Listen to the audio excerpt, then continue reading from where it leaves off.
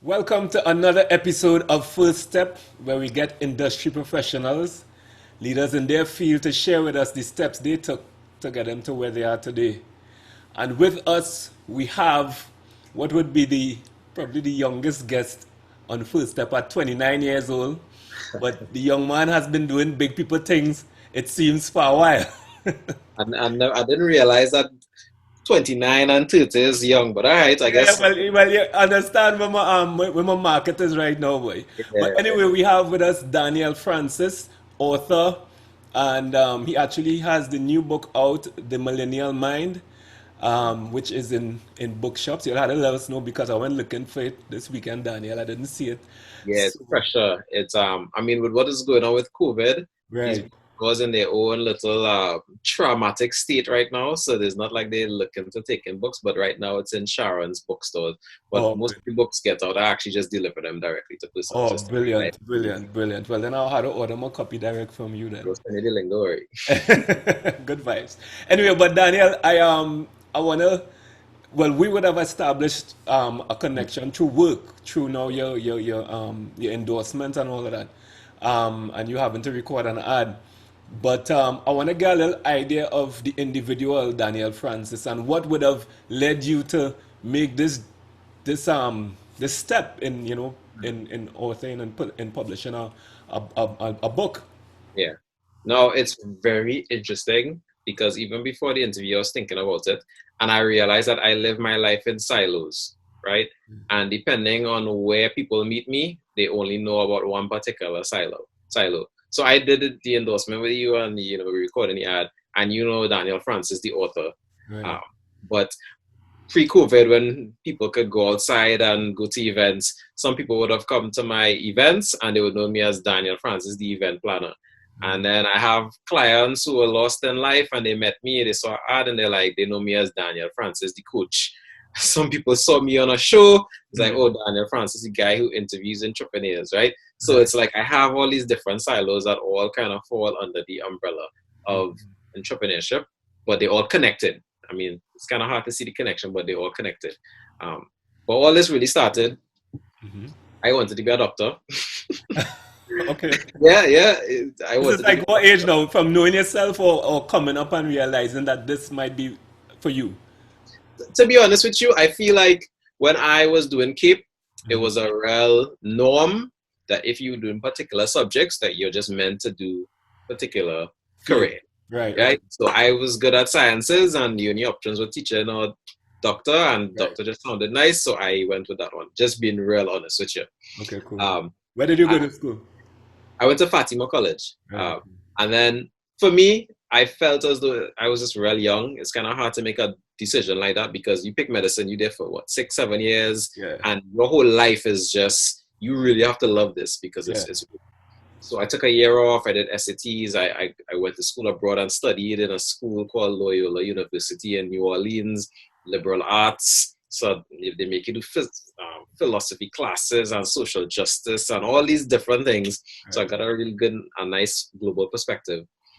Came back to Trinidad, couldn't send in the application to start med school here for like 3 years. Just couldn't send in the application, and I'm just working and wasting time, and really not being content with my life. What, And so why you couldn't send in the application? Is it that you fighting within yourself or there was it's some like technical thing? I would print out the form, start to write it up. Yeah. Say the deadline is next month into next week, turn to Right. today, turn to never send it in. And really and truly, something inside me just knew that being a doctor just wasn't for me.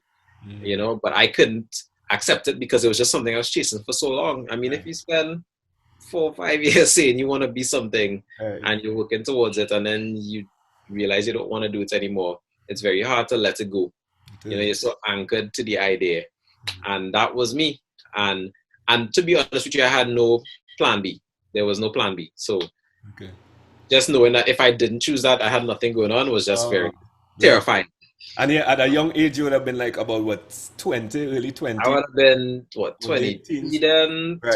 24, must be younger. And what I decided to do was, I was working a regular job. I hated every single day because I mean it wasn't anything I wanted to do. Nothing was wrong with the job or the people. It was just I'm working in a bank and I have a science background. It wasn't working for me. Right. I asked my parents for help. Luckily, they do leadership development. If I'm being real honest with you, I never cared enough to ask my parents what they do. That sounds real bad. It's probably a millennial thing. You don't really Yeah, ask them questions. But yeah, they did leadership development. They gave me a program that dealt with personal development.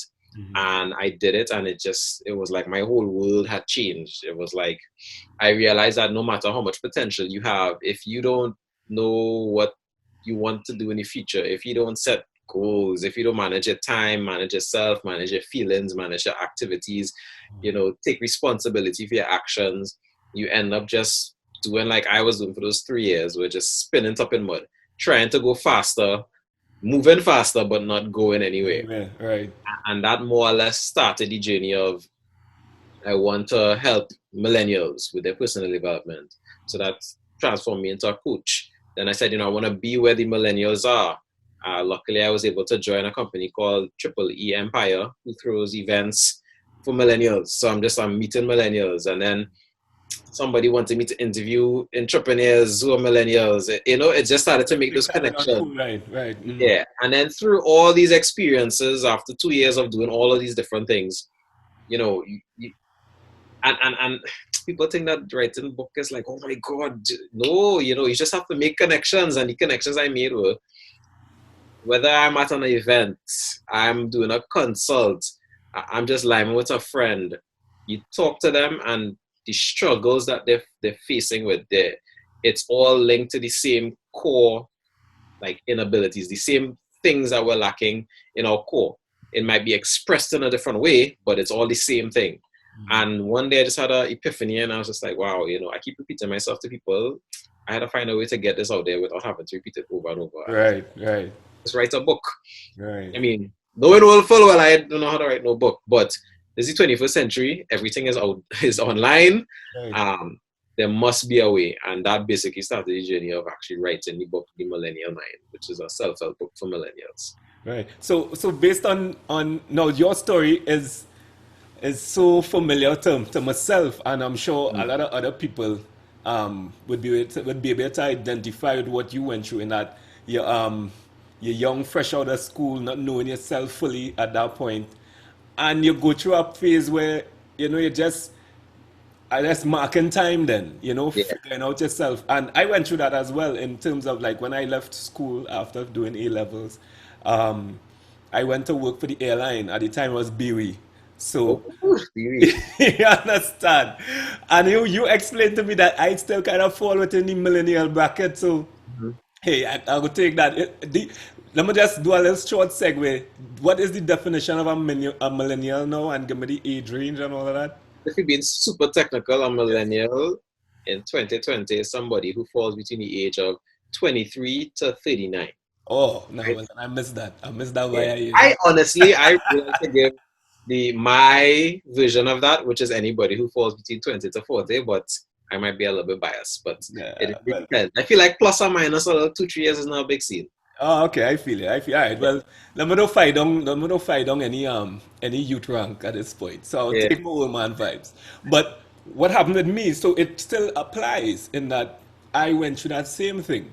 Even though Mhm. I might be outside your millennial bracket, if you want to be extremely specific. You went through that period where, you're marking time trying to figure out yourself, and then life happens. But thankfully now, your parents, so I kind of want to go back to your parents a little bit in them helping to steer you or open up your vision a little bit, um, and inquire what it is they do, as you mentioned a bit, but how was that program able to kind of center you a little more? Mm. So the name of their company is Rebit Limited. And for the past, I think it's like 10, 12 years, basically what they do is that they are partnered with a company in the States that's called Leadership Management International. So the guy who started it, he wrote books in the States, he created leadership programs, personal development programs. And basically you can kind of like a franchise, purchase them and facilitate them in person. So they've been doing that forever, right? But their programs mainly focused on more corporate stuff. So better supervisor, better leader as a CEO, manager, etc.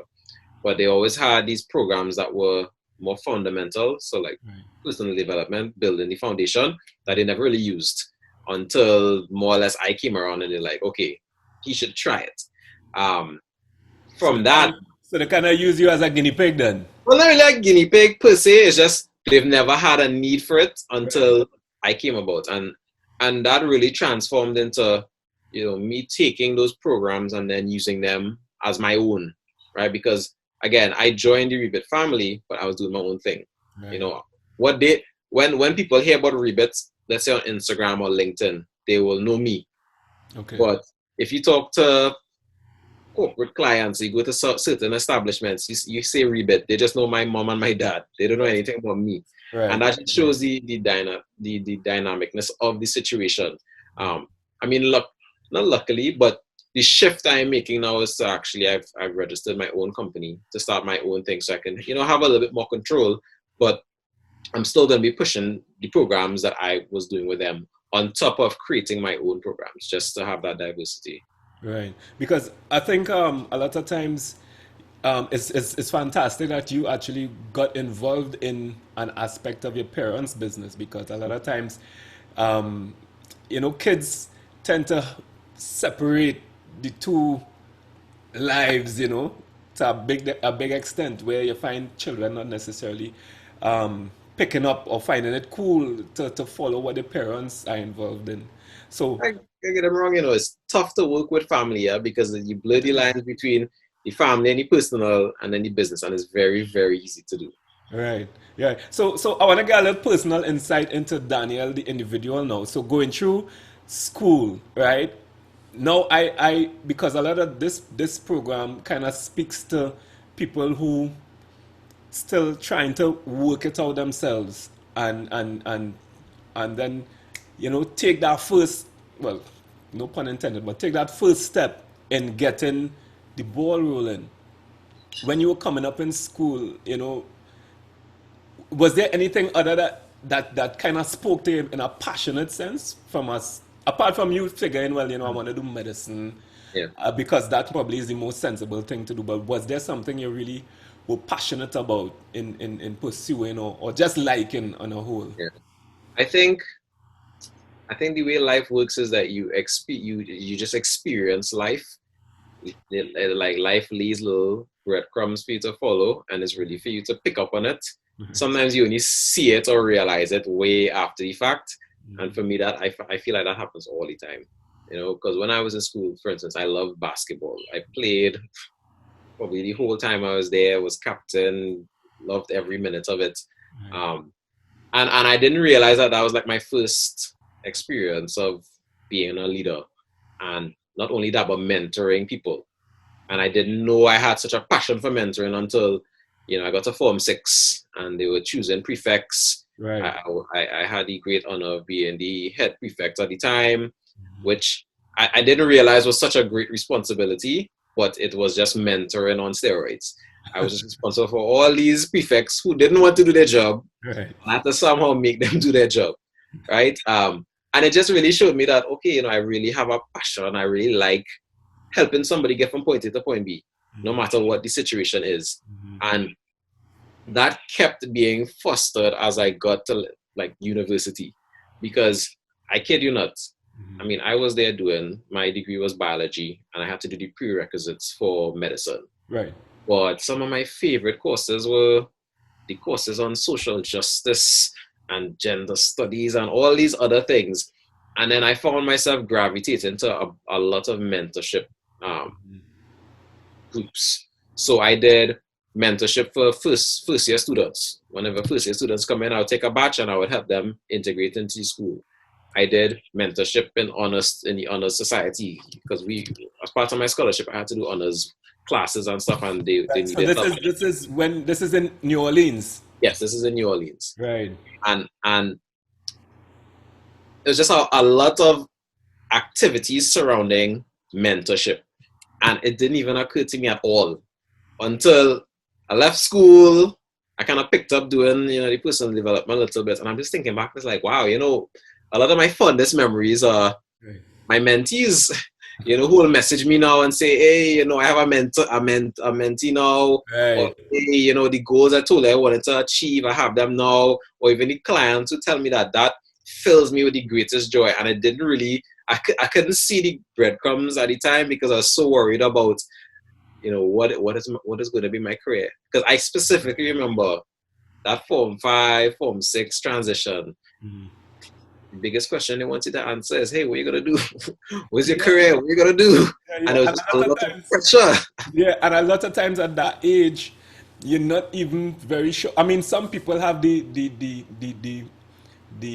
I might say call it a blessing to know from a very tender age Mhm. this is what you're gonna do, and you hear a lot of stories like my field is music and audio and creativity and those things. So I'm drawn to those biopics or documentaries on musicians and those things. And you find a lot of times they say like it's a spiritual calling then, and they know this is what they're gonna do from a very young age. On the other hand, as you said, the breadcrumbs has had a lead you there, but Yeah, yeah, there's always, as you rightly say, you kind of have a lean into certain things. yeah. You find your interface with people and mentoring and things, because I figure in figuring out yourself for a young person at 15, 16, that is pressure. It's pressure. No, it's Yeah. pressure because I still this day, that was what, 15 years ago, and I still remember how crazy it was that they expected me to know what I wanted to do with my life. At 15, I hadn't even lived yet. I had Exactly. experienced nothing. Yeah, your voice now breaking, all kind of thing. Yeah. Because what had happened at the time too was when I finished Cape, I had put in a application to go to the med school in St. George's, St. George's University in In Grenada. Grenada, right? Yeah. And I got in and I'm looking at the acceptance letter and I just thinking to myself, this is crazy. Like I don't know anything about life. How am I gonna what if I say I wanna do this and then 3 years in I just say this is not for me? Yeah. You know? And and I just felt like I was crazy because everybody around me was saying, yeah, I got in and they're doing this and they're doing this for sure. And I'm in my mind there was zero sureties. There was nothing I was certain about. Yeah. So I had to make the decision and said, let me do something different. Let me experience something. Let me try something and see if something different comes from that. Wow. And I mean, outside of New Orleans being the greatest experience probably of my life, that was Right, right, amazing. Like right. just living abroad, being responsible for yourself, meeting new people, seeing new things, really helping you to get that global perspective. Just being away from home, it helped me to find myself a lot faster because I was forced to. I really needed that experience to help me know who I was because I kept looking for the answer outside and really the answer was never there. It was always within myself. And it took Right. me a long time to realize that. Wow. Because I found it curious that you did SATs Mhm. and what you ended up getting involved in was, if I'm not mistaken, more social sciences as opposed to medicine, in the sense that you did philosophy, the things that drew. So what you did in New Orleans, was it in, what was the actual study? What was Right. it? So when you go to a liberal arts school, they you have to do a lot of philosophy classes. It was Jesuit, so it was run by priests. You do a lot of religious courses and these things. Right. But they push where you do your core studies, but they really push you to do all kind of different types of classes. So I did my biology, I did my sciences, but then, for instance, I said, well, I want to work on my fluency with Spanish, so I started doing Spanish classes, Right, and right, that turned into me doing social justice classes that dealt with, Central and South America and how dictators would rise and fall.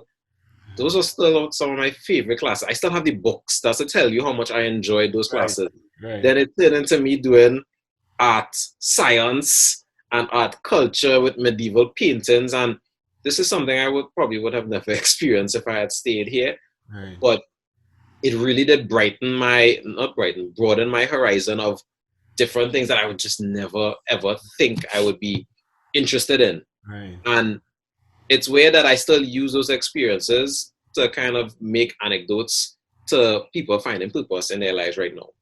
Again, talking about the breadcrumbs, because again, we so focus on, and I'm so thankful to have the parents that I had, because throughout the entire experience of secondary school, primary school, and even tertiary education, their one mantra was, just do what you love. That's what they always said. You Right. like art, do art.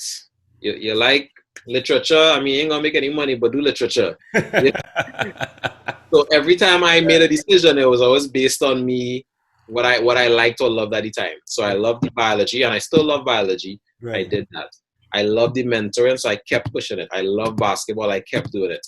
But as I developed as a person, and I took on more responsibilities, and I became an adult, and life slapped me with a little one too, Yeah. I have to say, well, what do I still love? Because life is too short to be doing something that I hate getting up every morning to do. And when I think about it, my best times are when I was in the bank, and I would go out to lunch with a friend, and they'd tell me the problems, and I'd help them fix the problems. I was like, yo, I loved those moments. Right. Right. And it really did click when one friend was like, you should just get paid to do this. And that more or less was the little, the little Yeah. Yeah. ignition sequence to start the process of, well, I mean, why not?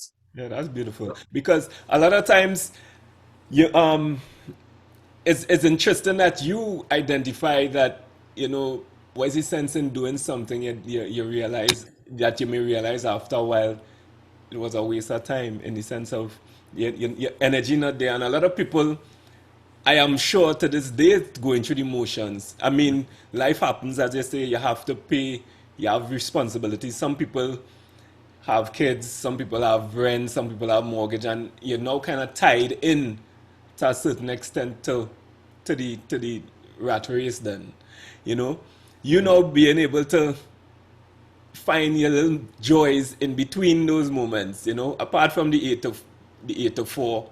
Yeah. How then did you pivot into, as you indicated before the book came about? But what was the process now for you getting into putting pen to paper, so to speak, and getting this ball rolling? Because I'm sure writing a book in itself is a task, and I'm not too Mhm. sure if you had prior experience in doing such.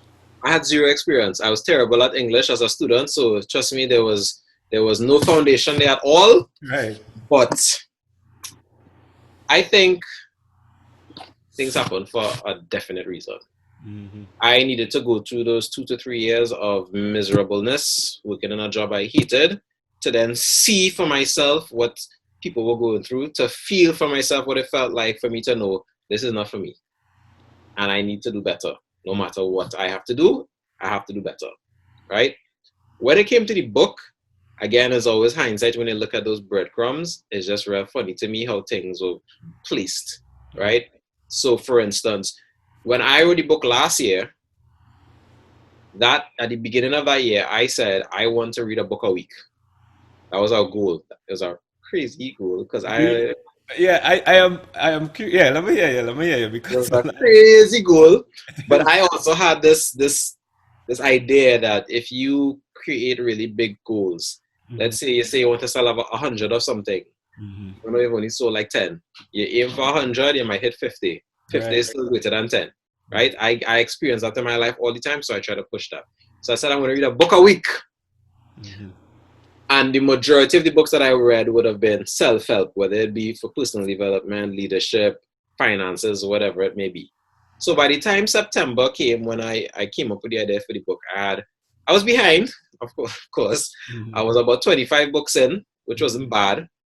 But when the idea came for the book, I didn't have to do as much research as I thought I would have to do. Because whilst reading those other books, I would take notes on all these different things, but my natural thought process would be, yo, this part is mad boring to me as an individual, as a millennial. This part is so boring. Right. And when I think about why it was boring, I already knew that I'm not putting something like that in my book.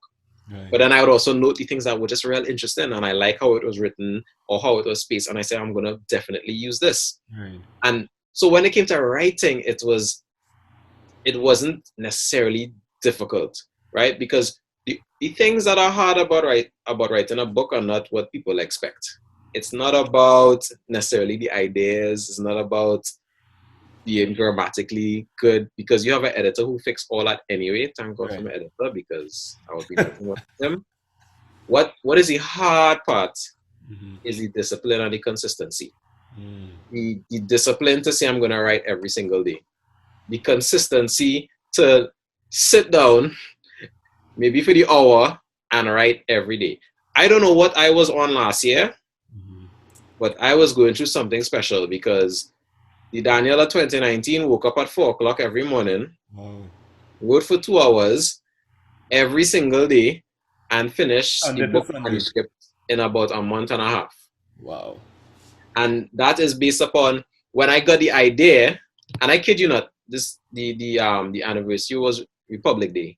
Mm-hmm. Right, and I posted up all these stories that I put up. Mm-hmm. Legitimately, this is what happened. Usually on Republic Day, I have an event with the event company. This was the first time we ever had an event cancelled due to unforeseen circumstances. So we didn't have the event. So I'm just sitting home doing nothing when I'm usually used to working. Right.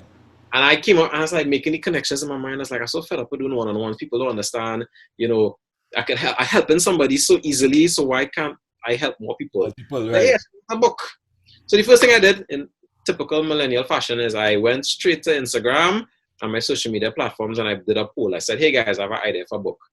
Which name do you like? The Millennial Mind or Adulting 101? And I still have the poll, and Right. it was like Millennial Mind overwhelmingly won. And I was just like, yo, this might be a thing. So I Right. started writing down chapter names. I wrote down like 15 chapter names. I put them up there. People messaging me like, yo, this is sounding real good. You have to start putting this into writing. And I'm like, Right. okay, I guess this is something I will do. Right.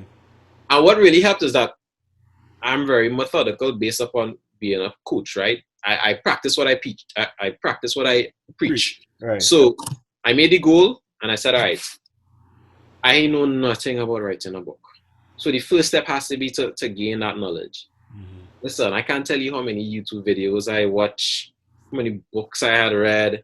I DM, WhatsApp, call as many authors as I could locally and abroad. Right. And I just got some great insight. I mean, we're in a time where you could literally reach anybody. I just looked up some best-selling authors and I shoot my shot. I went on Instagram. I was like, hey, I love your books. I read them this year. I'm looking for some information on how I could write a book.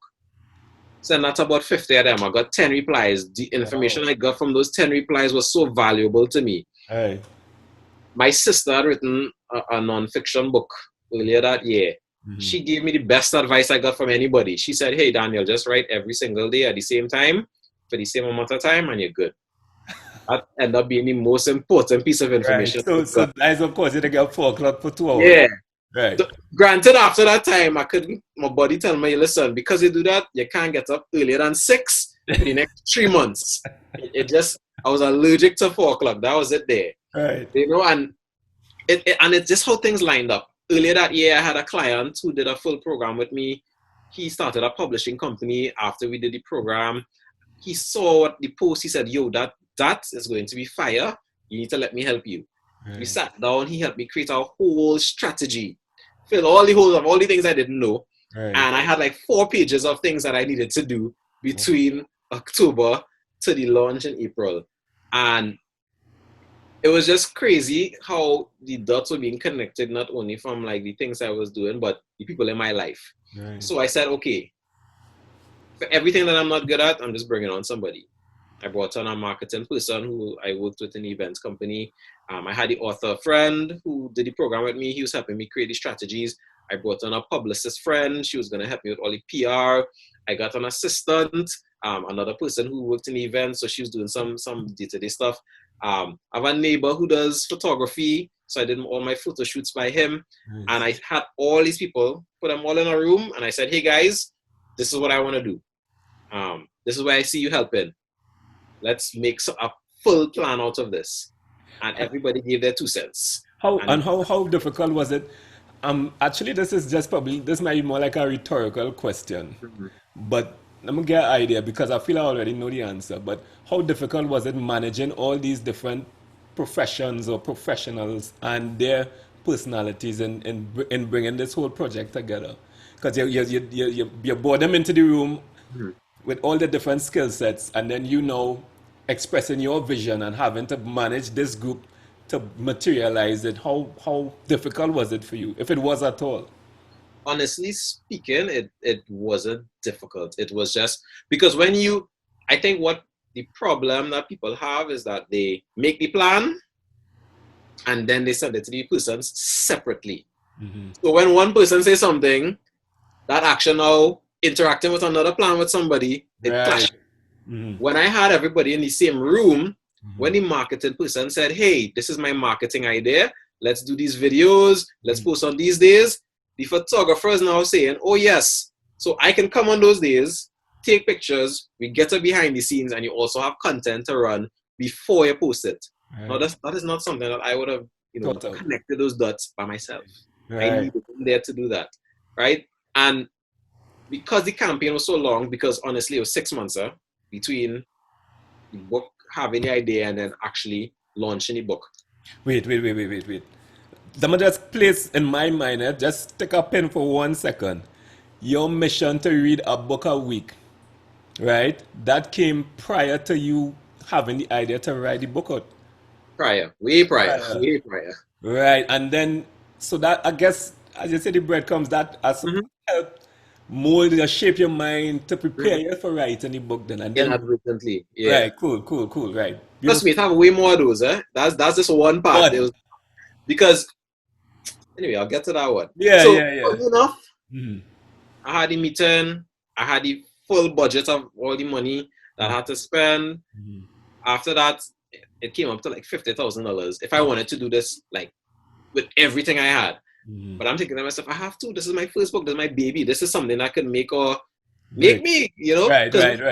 I am type of, I can't remember the name of the book I read, but it talked about taking risks, right? And it says that sometimes you overblow risks. We think that if we take this risk, our life will change forever. But if you do the worst case scenario, Right.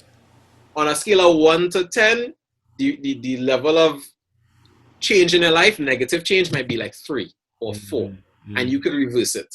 So I thought worst case, I said, okay, worst case scenario, I sell 300 books.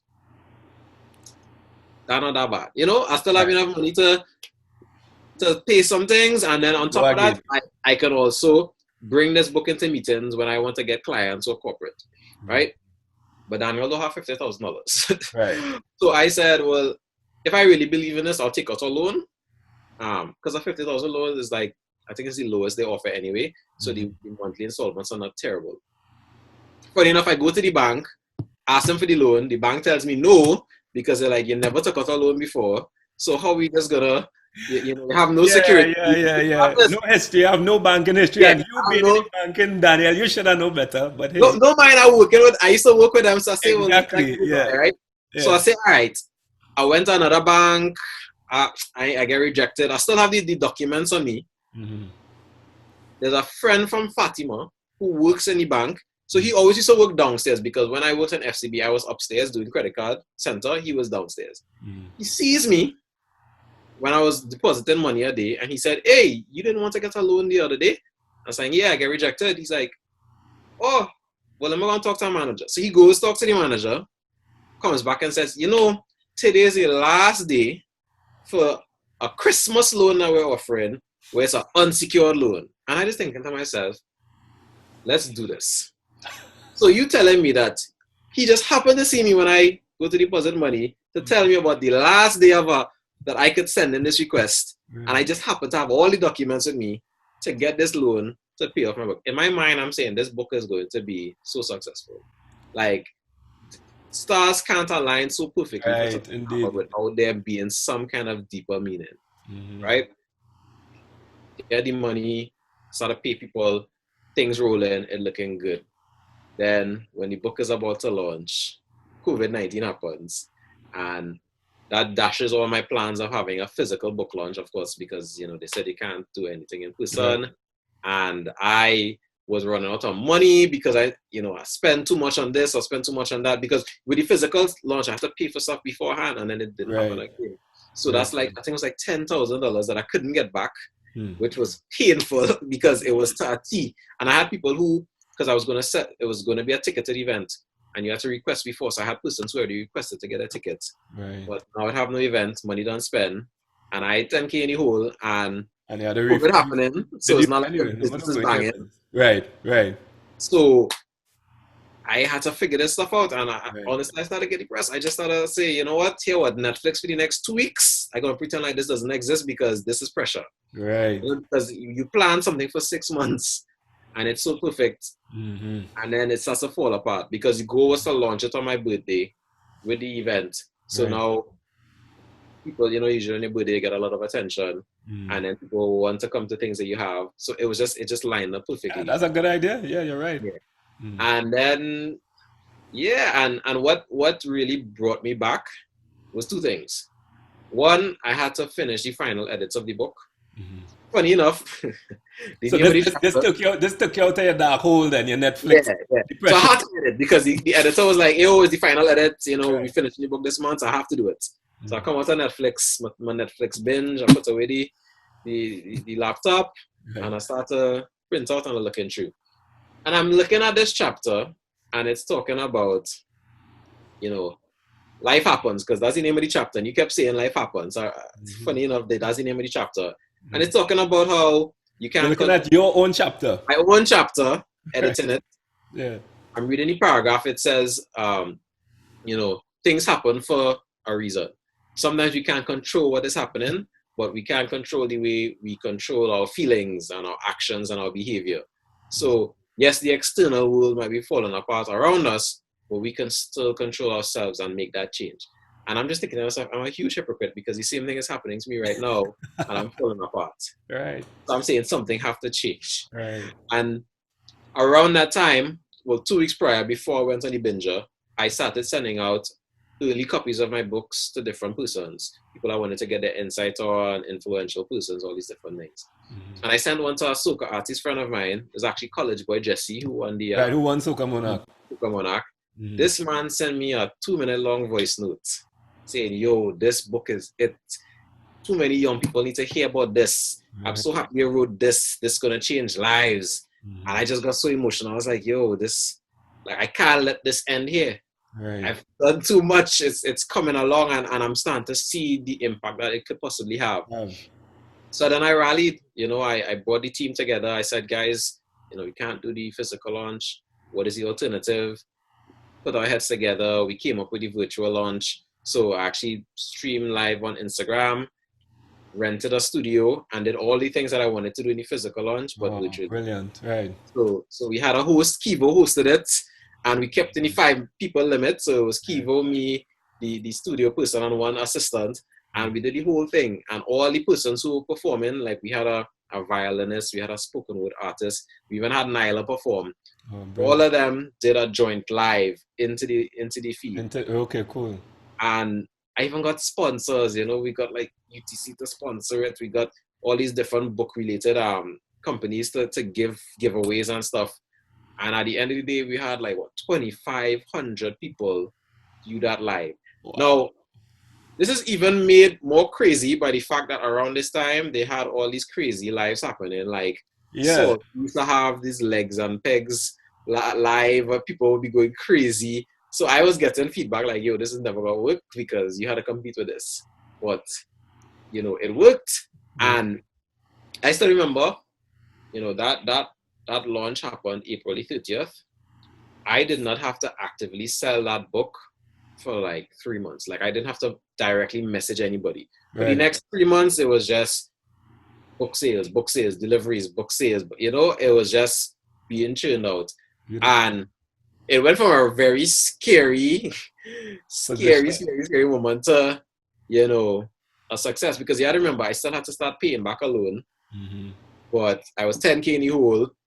COVID had happened, so not much jobs were coming in. And the book wasn't out yet. Right. And that pivoted into, having a successful book launch, actually finding somebody to print the book locally so I could get cash faster, and just start churning out books. And it's just been crazy ever since then. Well, I pulled so many moments out of this little story. Like this in itself could encapsulate the whole, mission in its entirety, because you know, and that's happened a lot of times. You with life happening, and you sometimes know better. You know you so much in the so much that you actually wrote the passage on, these things happen, life happens. The only You thing I know, can do is put COVID in it. Like life happens, COVID happens, but because COVID didn't happen in September, so I didn't know anything about COVID when I wrote that. So it was just right. like, wow. Yeah, and then boom. And you see what happens sometimes we and all forget. We get consumed, and that is, I think, that's natural humanness. And we sometimes beat ourselves up, when things either don't work out how we intended for them to work out, or even when we don't work how we intend to work at times, because a lot of it hinges on us and our output. But yeah, that was really inspiring. That was really inspiring, and I think moving forward from that now, um, in your young life, you now start to live, um, the lessons that you learned out of this experience, prepping, writing to launching, and this happening in a 6 month period, more or less, yeah. Yeah. How that that's mind blowing to me, honestly. That's mind blowing, from conceptualizing to writing to publishing to launching to everything.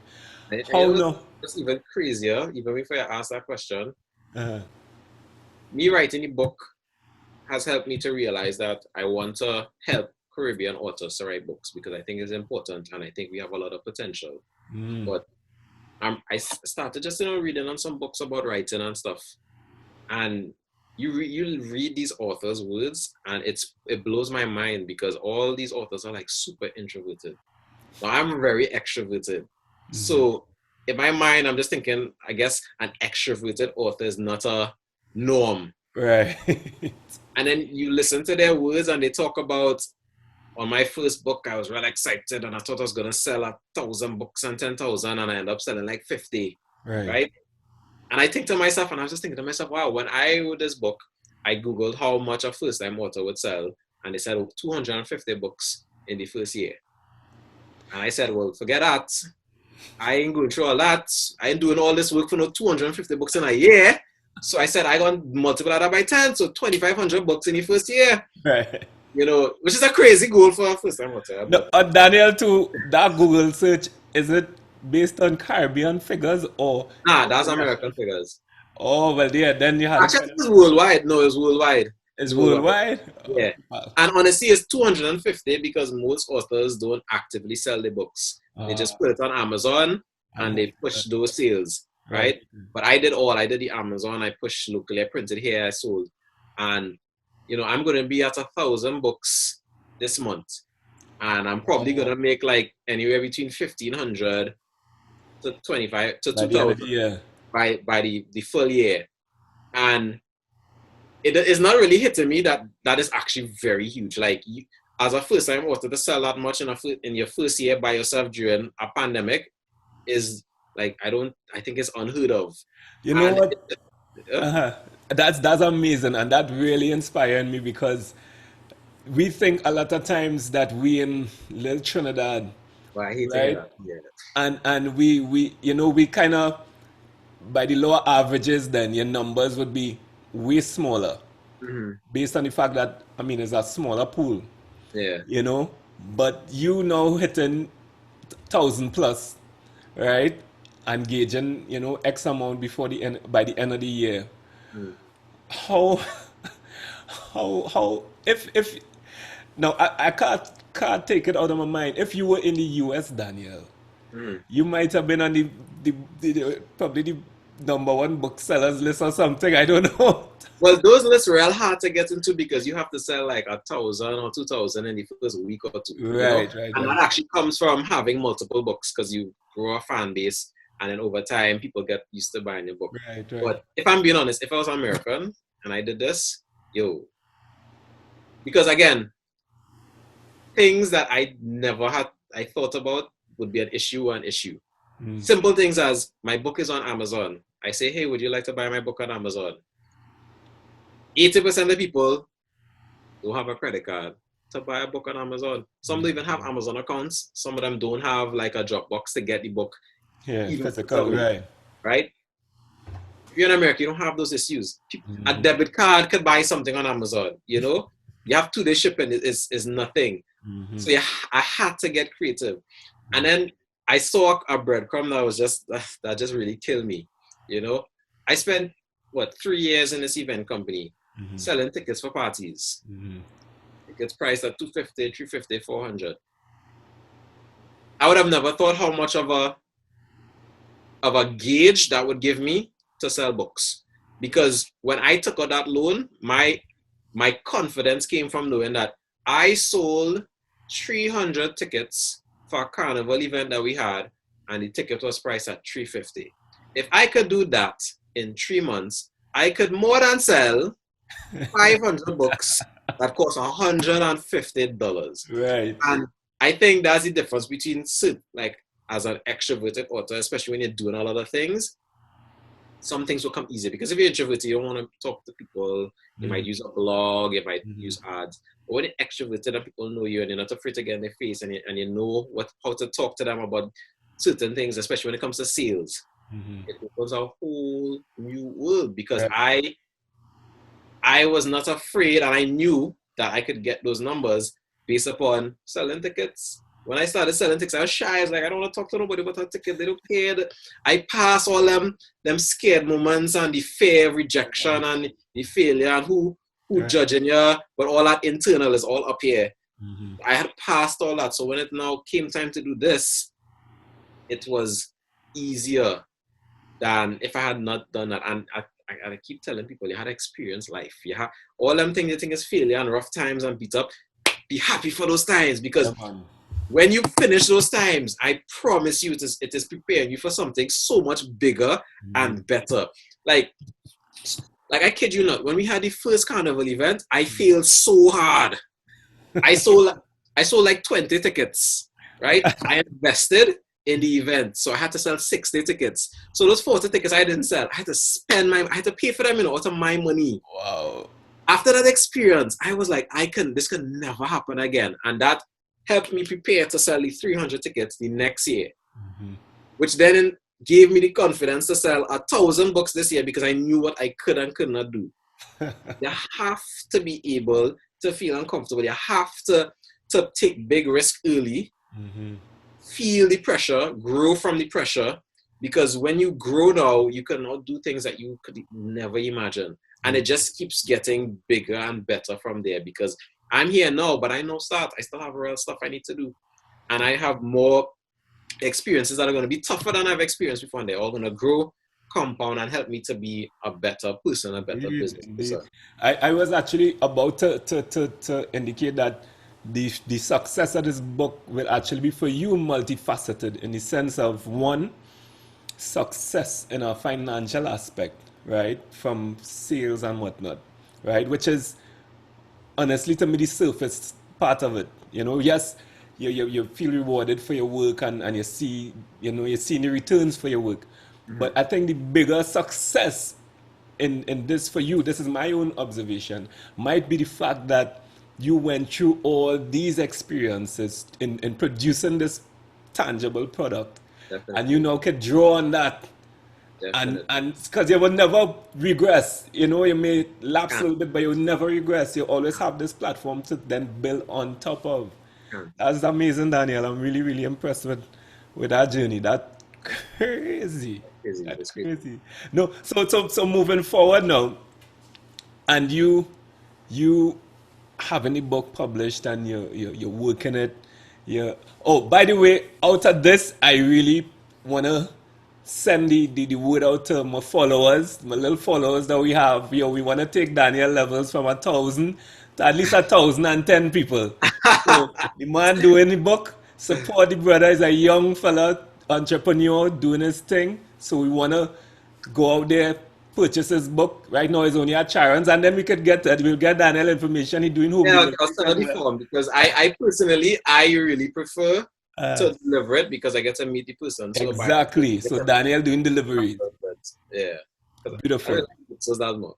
Yeah, man. Yeah. Hi, Daniel. So I have I'm gonna ask a question that I ask all my guests who normally are way older than you. But so this first one is with the experiences you have gathered so far, right? At your ripe 29 years old. If you were able to go in that time machine and go back to 15-year-old, 16-year-old Daniel in Fatima in Form 4, Form 5, right? Don't know in voice now breaking, don't know what you want to do. What advice would you now be able to share with him, if any at all, in terms of what he should be doing or what he doing and that kind of vibes? I mean, honestly, I would tell that Daniel to not believe all that negativity that is swirling in his head. You know, I think, well, I know that it all starts up here and then it's expressed outward. So for me, I think back at all the limiting beliefs that I had. So basically, the things that I believe that were true about myself and that helped me back from doing things. And most things in my life changed because I overcame those things. So one really big one that I had to overcome, and that I experienced my whole life up until I actually started coaching and even writing a book, was that I wasn't creative.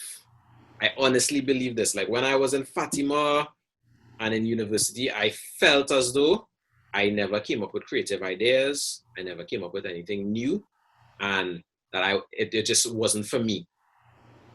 It Wow. plagued me. It really plagued me. Like this is something I believed as true for myself throughout. And it was only when I started reading books and increasing my knowledge base and meeting people and learning from their experiences that I realized that it's not that I don't have great ideas, it's that I just lacked knowledge. I lacked experience to then be able to connect the dots or see the breadcrumbs, create my authenticity from my experience, and show the world something new based upon my insight. But I had to cross that threshold of realizing that these things that I believe about myself that are negative, they're not true. They only become true if I tell myself they're true. So if I tell myself that it's not true, I tell myself that I'm better, I can do better, that is the start of me actually doing better. You tell people that, they think it's like, that's madness. That don't make sense. That's storybook stuff, but this is life. That is real life. This is real science, and the proof is in people. Then you see it. You see it in me. You see it in successful people. You see it in people who are doing big things. Yeah, man. They believe that they can do these things. They believe in themselves, even though they know they're imperfect, and they keep working towards it. Indeed, indeed. Yeah. That's very true. Before I ask you the next question, my next general question I always ask, I want to go back a little bit to something you said, which I know is something that affects a lot of young people. Um, Affected me, affected most people. In that stage, that 15, 16 stage, where you have all these insecurities going through your mind, um, you and you identified it, and I kind of forgot about it. But some of the things that you doubt, and actually saying that now when I'm thinking of, I have a nephew who is now 18, Mhm. and he would have been very pessimistic. He is at times, and I always had to encourage him and all of that. So actually, I'm gonna begin a copy of the book for him as well. So I think he could enjoy it. It might help him a lot. But the insecurities that we have, and the doubts and the stories we tell ourselves, the negativity, as you said, that is actually, I don't know if it's a natural thing. I honestly don't know if it's a natural thing, if it's fear, if it's something that we learn, or if it's something that we put on ourselves. But I think one of the biggest ways, as you identify, to shake it off really is um, to experience and to read and for me, doing is the biggest lesson of all. Doing. Just, you fear it, try, do it, Mhm. and move forward. That's beautiful. Um, The last thing is what I call the playbook, right? Playbook. And the playbook is the steps that you would take from step one to step how much ever in your journey or in your executing what you would think is your way to success then. So Mhm. step one, this, step two, that. I want to hear what your playbook would be. Okay. Playbook. I'll just play these steps in my mind before I say them out loud.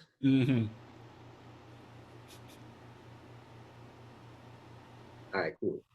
So, and I'm just using these steps for the book because I think honestly that's my biggest success to date. Right.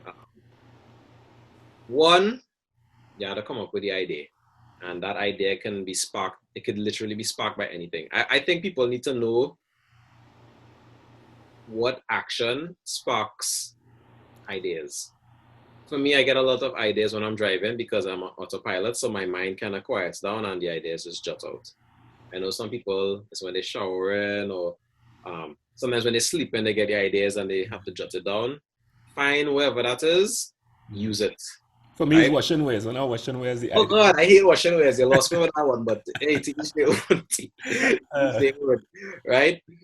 And then two, and I know a lot of people skip this step, is gather as much knowledge on the topic as you can. Read books, listen to podcasts, watch videos, speak to experts. Get as much knowledge as you possibly can. As much. And absorb it as quickly as you can. Because the difference between not knowing something and knowing something could be tens of thousands of dollars. One simple example, I was mentoring an author and he did not know that you could put your book on Amazon for free. He thought you had to pay. So he did not put his book on Amazon for months because of this factor. And I am just thinking to myself, that is really unfortunate. For something that you could YouTube and watch a video for 3 minutes and find the answer. So that step is so important. It might be the most important step, right? 3, come up with a strategic plan, right?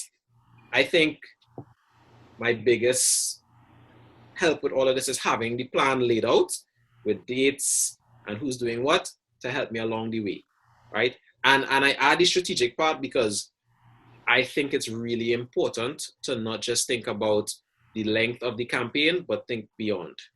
So I had a plan from conception of book to launch of book, to launch of book to 6 months into book, and then to 6 months into book later on. So for instance, I knew 6 months after the book was done that I was going to launch a program called Sculpting the Millennial Mind, which is a self-help program based off of the book. That's actually starting today. Right? I didn't know exactly what it would look like, but I had a general idea and I knew I would use the feedback from the book to create it. That's how you create connectivity because I hate doing one action and then the action just helps one thing. It needs to build momentum to help separate things that are all connected that keep you going because you don't want to be a one or done. You have to keep it going. It needs to be connected to something. Right. 4, create a team around it of experts who can help you make this strategy into a better strategy and then get you the results you want. That's really important because I think some of those experts I picked really helped me. Like, listen, my PR person was amazing. This woman was amazing. Help me get into peak. I mean, she said the idea of the book really helped and the timing really helped, but I was in all the daily newspapers. I was doing so many interviews, you know. Get your PR lady a plug, man. Who was the PR lady? So her name is Jeanne Figaro. This woman, I mean, and it's how things happened to her. When COVID happened, she wasn't working as much, so she was able to consult for me. Because as soon as COVID started dying down a little bit, she disappeared back into work. You know? But you need to get those experts. Like my marketing person is a guy named Ken Sambury. He helped me create docu-series episodes around the book. We did videos. A lot of my videos went viral, you know? Even my photography guy, I told this man, and I've never forget this. I was like, yo, I have a vision. Yes, I want to do all the pictures. But I have one picture. This one picture I want to do that I know is going to do well. He's like, all right, we could do it. We went Maracas. We went to a spot. We do all kind of things. We finally get it shot. When he edited that picture, that one picture when I posted it on LinkedIn, because again, it was a picture I was going to post on my birthday, so I knew that it would get additional attention. Right. I did not know how viral it was going to go, but it is probably the most viral thing I've ever posted in my entire life. Wow. It's on LinkedIn still. It has 42,000 views. Wow. It like turned me into this LinkedIn superstar. People say, yeah, this millennial mind guy, you know? And Right. that was between me and him. You know, we created that, but I could only get that because I had experts, right? And then that last one, that fifth one, you had to work your butt off. It have no way of working around this. You could have the perfect strategy. You could have everything automated, whatever. You still had to work. You had to work. It had to be, you had to show up every day. Because those 2 weeks I didn't show up, I pay for them. You know? Yeah. And, 2 weeks of depression. and you know what? Even with the perfect plan, what did they say? You can create the perfect roadmap, but you won't know until you get on the terrain. That's right. Right? When I had to jump on the terrain and realize that COVID was happening, let me tell you something. I messaged like probably 200, 300 influential people, send them a copy of my book to get a little endorsement from like 10 to 15, you know. Wow. But it was 10 to 15 helped make the launch what it was because it got to the attention that it needed to be what it was. And I came from working hard. Yes, you can work smart too, but you can't fool yourself and think that you're not going to have to work hard, right? So I think with those 5, it makes a really good recipe for success. Oh, that's well said, young grasshopper. Well spoken. Daniel, I really want to thank you for taking the time. I know we were supposed to do this another time and you had some cooking to do. So right after this, I literally gotta go and cook again. Yeah, Mondays and Thursdays are my cook days. So Oh gosh, yeah. Well, I'm gonna let you go quick because yeah, it's almost time for people to eat. You know, but Daniel, I really want to say thanks for you taking the time to share this beautiful journey of yours, and I want to wish you continued success and future greater successes on your path to realizing, the self-actualized Daniel Francis. You know, again, people, this is Daniel Francis. His book is out now, The Millennial Mind. We are moving. My first steppers, we contributing a little 10 sales at least to Daniel. The man, take your time so we could do something to show our support and our appreciation for him. Daniel, you'll be getting 2 copies out of me at least. So that's just 8 copies left for you too.